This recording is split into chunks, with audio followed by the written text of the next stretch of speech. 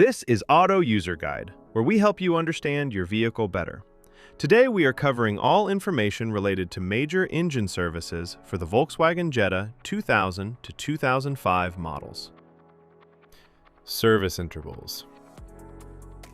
Engine oil needs to be changed every 75,000 to 10,000 miles, which comes out to around 12,000 to 16,000 kilometers. If you drive in tough conditions or put a lot of load on your engine, sticking to the lower end of that range is the better call. Engine coolant has a much longer life. The first replacement comes at around 100,000 miles. After that, it needs to be swapped out every 60,000 miles going forward. It keeps your engine temperature in check, so keeping it fresh is something you don't want to skip. Brake fluid should be replaced every 2 years or somewhere between 20,000 to 30,000 miles, whichever one comes first. Over time, it absorbs moisture, and that slowly reduces how well your brakes respond.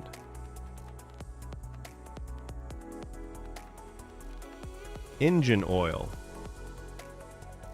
Engine oil capacity.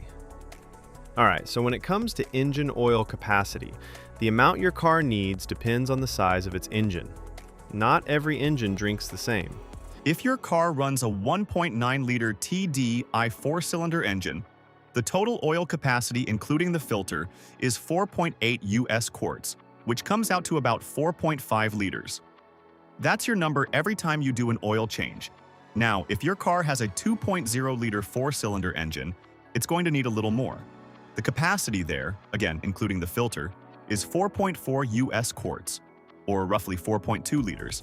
And if your vehicle is equipped with a 2.8-liter VR66-cylinder engine, the oil capacity, including the filter, is approximately 6.1 US quarts, which equals around 5.8 liters. Finally, if your car comes with a 1.8-liter turbo engine, the total oil capacity including the filter is 4.8 US quarts, which comes out to about 4.5 liters. That's your number every time you do an oil change. Recommended engine oil. Now let's talk about which engine oil you should be using. The recommendation is to go with a genuine engine oil, or any good quality commercial engine oil, if it matches the right type and viscosity for the temperature in your area. That last part matters more than people realize. The oil that works well in a cold climate isn't always the best choice for somewhere hot, so always check the viscosity chart and pick accordingly. On the topic of synthetic oil, you can use it. Synthetic motor oil is perfectly fine as long as two things check out. It carries the API certification seal, and it matches the viscosity grade your engine calls for. If both boxes are ticked, you're good to go. Change engine oil and oil filter. Before anything else, change your oil and filter based on the maintenance message that shows up on your driver information display. That message is your reminder. Don't ignore it. Here's how the full process goes. Step 1. Start the engine and let it run until it reaches its normal operating temperature. Once it's warmed up, turn it off. Warm oil drains out much more easily than cold oil. Step 2. Open the hood and take off the engine oil fill cap. This helps the oil drain smoothly by allowing air in. Step 3. Get under the car and locate the undercover. Remove the Phillips head screws and slotted head screws by turning them 90 degrees counterclockwise. Then pull the undercover off. Step 4. Find the drain bolt at the bottom of the engine.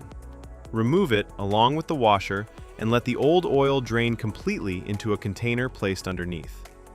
Step 5. Remove the oil filter and let any remaining oil inside it drain out as well.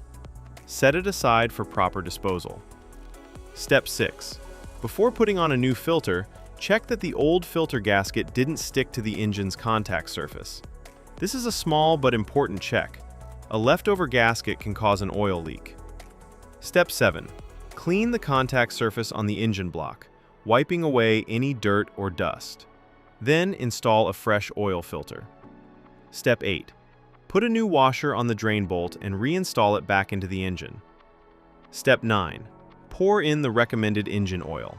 Make sure you're using the right type and the correct amount for your engine size. Step 10. Put the oil fill cap back on securely and start the engine. Step 11. Let the engine run for a few minutes, then get underneath and check around the drain bolt and oil filter for any leaks. If you see drips, shut the engine off and address it before going further. Step 12. Turn the engine off and wait for about 3 minutes. This gives the oil time to settle. Then pull out the dipstick and check that the oil level is right where it should be. Now we're moving on to coolant and fluid specifications. Keeping your coolant at the right level is just as important as your engine oil. It keeps your engine from overheating and running into serious problems. Engine coolant, radiator. Before you touch anything, make sure both the engine and the radiator are completely cool. Never open the radiator cap on a hot engine. The pressure inside can cause boiling coolant to spray out and burn you. Once everything is cool, place your hand on the radiator cap and turn it just 1/8 of a turn counterclockwise. This releases any built-up pressure inside the cooling system. Give it a moment to settle. Now push the cap down and continue turning it counterclockwise to fully remove it. Look inside and check the coolant level. It should be right up to the base of the filler neck. If it's sitting lower than that, go ahead and top it up with the correct coolant. Once the level is good, place the radiator cap back on and tighten it fully. Make sure it's secure before you close the hood. Engine coolant, reserve tank. Again, before checking anything, make sure the engine and radiator have cooled down completely. Now locate the reserve tank. It's a small, translucent container usually sitting near the radiator. Look at the side of the tank and check where the coolant level sits.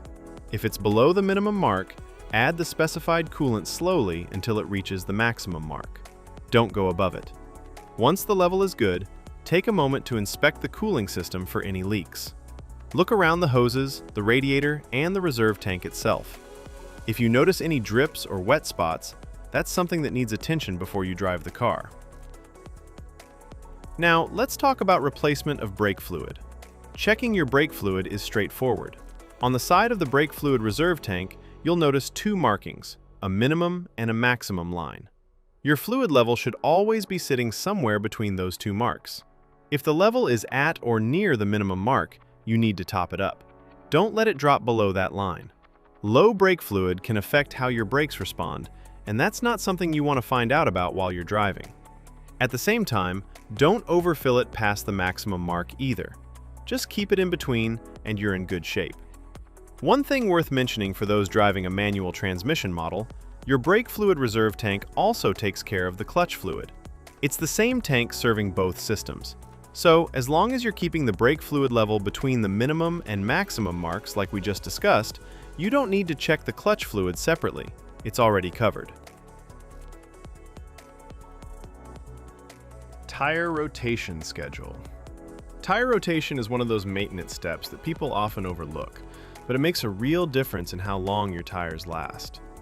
Generally, you should be rotating your tires every 5,000 to 10,000 kilometers. If your vehicle manufacturer recommends a different interval, go with that instead. Tires without rotation marks. The diagram on screen shows the rotation pattern for tires without rotation marks. These are also called non-directional tires. Because they don't have a fixed direction of rotation, you have more flexibility in how you rotate them. In this pattern, the front left tire moves straight back to the rear left position, and the front right tire moves straight back to the rear right position.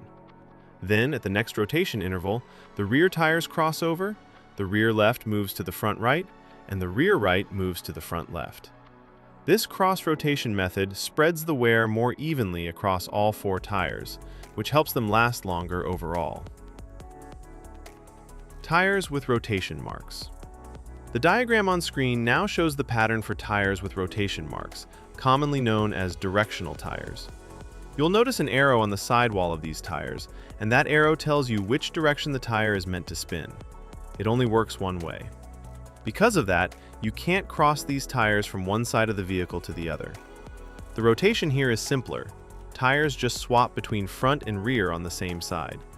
The front left goes to the rear left comes up to the front left, and the exact same thing happens on the right side. It's a straightforward swap, just without the crossing over that you do with non-directional tires. Now let's talk about the fuel tank capacity. Your fuel tank holds a total of 14.5 US gallons, which is equal to 55 liters. Thanks for watching this video. I really hope it helped you understand things a little better. If you found it useful, give it a like. And if you haven't subscribed yet, hit that subscribe button so you don't miss the next one. Drop your thoughts or questions in the comments below. I'd love to hear from you. It genuinely means a lot.